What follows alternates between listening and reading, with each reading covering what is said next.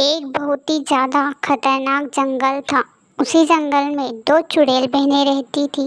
एक चुड़ैल बहन बहुत अच्छी थी, जो हमेशा अच्छा सोचती थी, दूसरों का अच्छा करती थी। वहीं दूसरी चुड़ैल बहन बहुत बुरी थी, हमेशा दूसरों की बुराई या दूसरों का बुरा ही करती थी।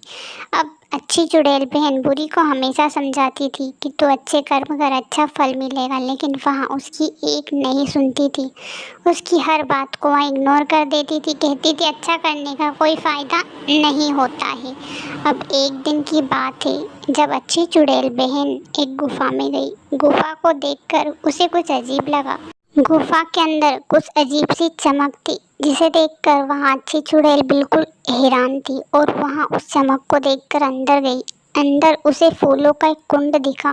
कुंड को देखकर उसे बहुत ही अच्छा लग रहा था। उस कुंड के ऊपर कोई प्रकाश आ रहा था। अब वहाँ कुंड के अंदर जाने लगी और खुद ही कुंड के अंदर बैठ गई। थोड़ी देर बाद वहाँ क्या देखती है कि उस कुंड से वहाँ चुड़ैल से एक औरत बन जाती है। यहाँ देखकर वह बहुत ही खुश होती है, क्योंकि वहाँ अपनी चुड़ैल योनि से मुक्त हो चुकी थी। अब वह बिल्कुल हैरान थी। उसने यह सारी बात अपनी बहन चुड़ैल यानी बुरी चुड़ैल को बताई।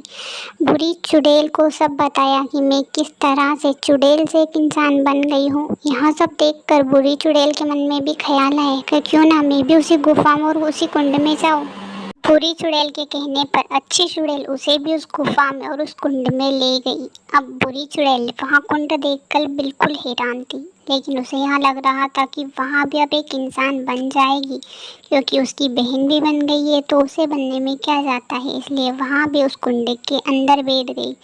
थोड़ी देर बाद कुंड से आवाज़ आती है कि तुम एक बुरी चुड़ैल हो, तुमने हमेशा बुरे कर्म किए हैं, इसलिए तुम इस कुंड में बैठने के लायक नहीं हो। और वहीं पर वहाँ बेहोश हो जाती है और थोड़ी देर बाद वहाँ एक कैद गुफा में पहुँच जाती है, जहाँ आसपास से उसे कहीं भी रास्ता निकलने का नज़र नहीं आता है।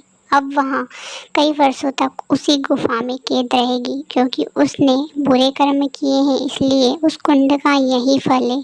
और अच्छी चुड़ैल ने अच्छे कर्म किए थे, इसलिए वहाँ चुड़ैल होने से भी मुक्त हो गई और अब वहाँ एक गांव में अपनी ज़िंदगी बिताने लगी, क्योंकि उसने चुड़ैल योनि में भी अपने कर्म को नहीं छोड़ा था। इसलिए वहाँ एक अच्छी चुड़ैल साबित हुई और चुड़ैल योनि से उसे मुक्ति मिल गई। अगर हमारी कहानी पसंद आए तो चैनल को सब्सक्राइब कीजिएगा। अगर आप भी अपने माता पिता से सच्चा प्यार करते हो तो हमारे चैनल को आप सब्सक्राइब किए बिना नहीं जाओगे। Thanks for watching.